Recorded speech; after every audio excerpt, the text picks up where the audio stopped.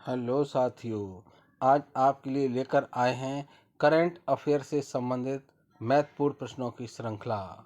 और हम ये आशा करते हैं कि आपके वनडे एग्जाम में इस श्रृंखला से बहुत से प्रश्न मिलेंगे। इसी आशा के साथ चलते हैं अपने प्रश्नों पर। आपका पहला प्रश्न है, राष्ट्रपति द्रौपदी मुर्मू ने किस उच्च न्यायालय की 75वीं वर्षगांठ समारोह में भाग लिया है? जी हाँ, गुवाहाटी उच्च न्यायालय। गुवाहाटी उच्च न्यायालय की 75वीं वर्षगांठ समारोह में हमारे देश की राष्ट्रपति द्रौपदी मुर्मू ने भाग लिया है। श्रृंखला का अगला प्रश्न है, किसने टाइम पत्रिका 2023 की 100 सूची में शीर्ष स्थान प्राप्त किया है? शाहरुख खान। हमारे देश के फिल्म स्टार शाहरुख खान ने टाइम पत्रिका 2023 की 100 सूची में पहला स्थान प्राप्त किया है। श्रृंखला का अगला प्रश्न है, भारतीय राफेल लड़ाकू विमान किस देश में आयोजित बहुराष्ट्रीय सैन्य अभ्यास ओरियन 2023 में भाग लेंगे? जी हाँ साथियों, फ्रांस।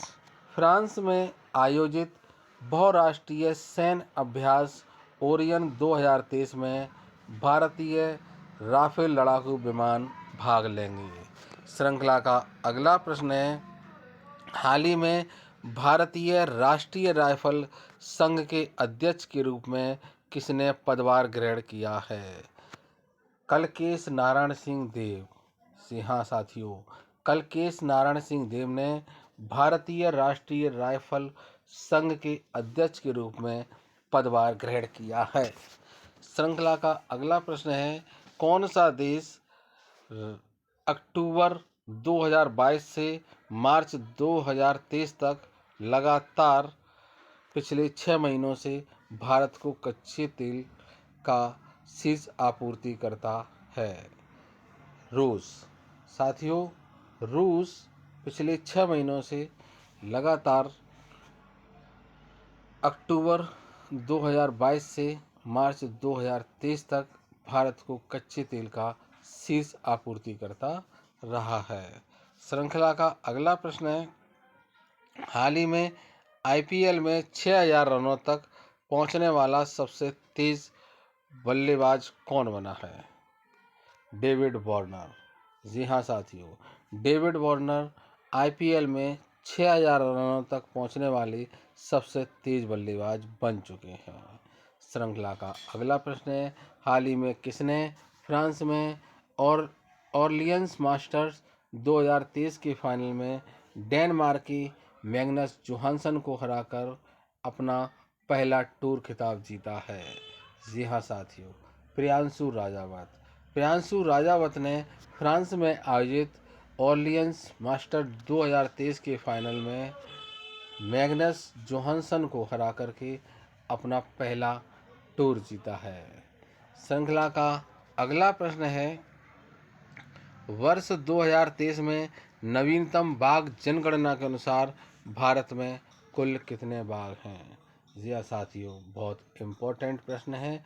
वर्ष 2023 की नवीनतम जनगणना के अनुसार भारत में अब कुल 3167, जी हाँ साथियों, 3167 बाघ मौजूद हैं। श्रृंखला का अगला प्रश्न है, राष्ट्रीय जलवायु सम्मेलन 2023 किस शहर में आयोजित किया गया था? जी हाँ साथियों, हमारे उत्तर प्रदेश की राजधानी में लखनऊ में राष्ट्रीय जलवायु सम्मेलन 2023 आयोजित किया गया था। श्रृंखला का अगला प्रश्न है, हाल ही में चुनाव आयोग ने किस पार्टी को राष्ट्रीय पार्टी का दर्जा दिया है? जी हाँ साथियों, आम आदमी पार्टी, यानी कि दिल्ली की अरविंद केजरीवाल की आम आदमी पार्टी को चुनाव आयोग ने राष्ट्रीय पार्टी का दर्जा दिया है। श्रृंखला का अगला प्रश्न है, किस राज्य ने एक आयोग के माध्यम से सरकारी स्कूलों में शिक्षकों की भर्ती करने का निर्णय लिया है? जी हाँ साथियों, बिहार राज्य सरकार ने एक आयोग के माध्यम से सरकारी स्कूलों में शिक्षकों की भर्ती करने का निर्णय लिया है। श्रृंखला का अगला प्रश्न है, हाल ही में उत्तर प्रदेश सरकार ने जुलाई 2023 में एक दिन में कितने करोड़ पौधे लगाने की घोषणा की है? साथियों, बहुत इम्पोर्टेंट प्रश्न है, बहुत ही अच्छा प्रश्न है।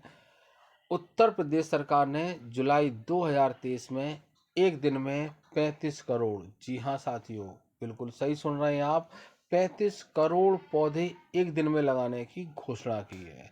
बहुत ही सराहनीय कार्य है ये। अगला प्रश्न है, हाल ही में झारखंड के न्यायमूर्ति AK सिंह किस राज्य के नए मुख्य न्यायाधीश बने हैं? जी हाँ साथियों, झारखंड के न्यायमूर्ति AK सिंह त्रिपुरा त्रिपुरा के नए मुख्य न्यायाधीश बन गए हैं। श्रृंखला का अगला प्रश्न है आपका, हाल ही में रक्षा वित्त और अर्थशास्त्र पर अंतर्राष्ट्रीय सम्मेलन किस शहर में शुरू हुआ है? जी हाँ साथियों, हमारे देश की राजधानी नई दिल्ली में रक्षा वित्त और अर्थशास्त्र पर अंतर्राष्ट्रीय सम्मेलन शुरू हुआ है।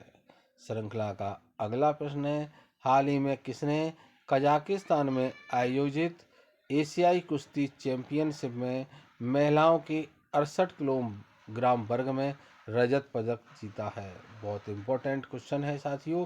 निशा दहिया, जी हाँ साथियों, निशा दहिया ने कजाकिस्तान में आयोजित एशियाई कुश्ती चैंपियनशिप में महिलाओं के 68 किलोग्राम वर्ग में रजत पदक जीता है। जी हाँ साथियों, रजत पदक जीता है। श्रृंखला का अगला प्रश्न है, मार्च 2023 के लिए ICC men's player of the month का पुरस्कार किसने जीता है? जी हाँ साथियों, साकिब अल हसन। साकिब अल हसन ने मार्च 2023 के लिए ICC men's player of the month का खिताब अपने नाम किया है। श्रृंखला का अगला प्रश्न है, विश्व के सबसे अधिक आपराधिक देशों की 2023 रैंकिंग में भारत का कौन सा स्थान है? जी हाँ साथियों, 77वां स्थान प्राप्त किया है भारत ने विश्व के सबसे अधिक आपराधिक देशों की 2023 रैंकिंग में। साथियों, श्रृंखला का अगला प्रश्न है, हाल ही में IPL में चेन्नई सुपर किंग के कप्तान के रूप में 200 मैच पूरे करने के लिए किसे सम्मानित किया गया है? बहुत ही अच्छा प्रश्न है, बहुत ही इम्पोर्टेंट है। MS धोनी, यानी कि महेंद्र सिंह धोनी ने हाल ही में IPL में चेन्नई सुपर किंग के कप्तान के रूप में अपने 200 मैच पूरे किए हैं, इसलिए उन्हें सम्मानित किया गया है। श्रृंखला का अगला प्रश्न है, वर्ष 2023 में भारत और स्पेन संयुक्त आर्थिक सहयोग का कौन सा संस्करण होगा? जी हाँ साथियों, भारत और स्पेन संयुक्त आर्थिक सहयोग का 12वां संस्करण होगा।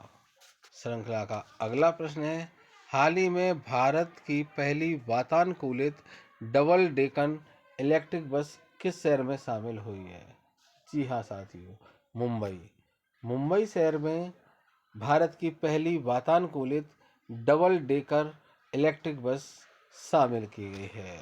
श्रृंखला का अगला प्रश्न है, हाल ही में प्रतिष्ठित मैल्कम अदसेसिया पुरस्कार 2023 मैल्कम अदसेसिया पुरस्कार 2023 के लिए किसे चुना गया है? जी हाँ साथियों, ऊषा पटनायक। ऊषा पटनायक को इस पुरस्कार के लिए चुना गया है। श्रृंखला का अगला प्रश्न है, हाल ही में किस राज्य सरकार ने कामाख्या कॉरिडोर बनाने की घोषणा की है?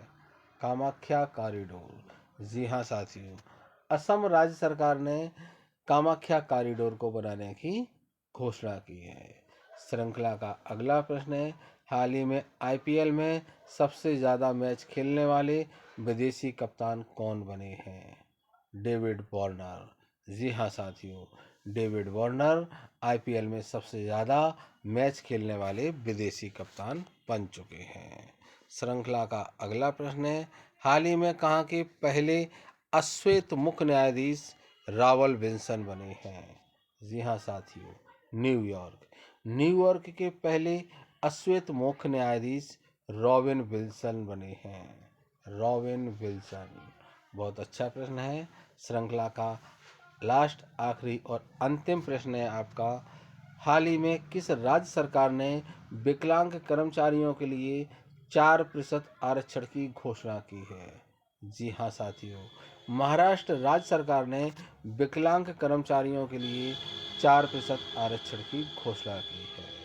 इसी प्रकार के महत्वपूर्ण प्रश्नों की श्रृंखला को देखने के लिए आप हमारे चैनल को लाइक करें, शेयर करें, सब्सक्राइब करें। Thank you.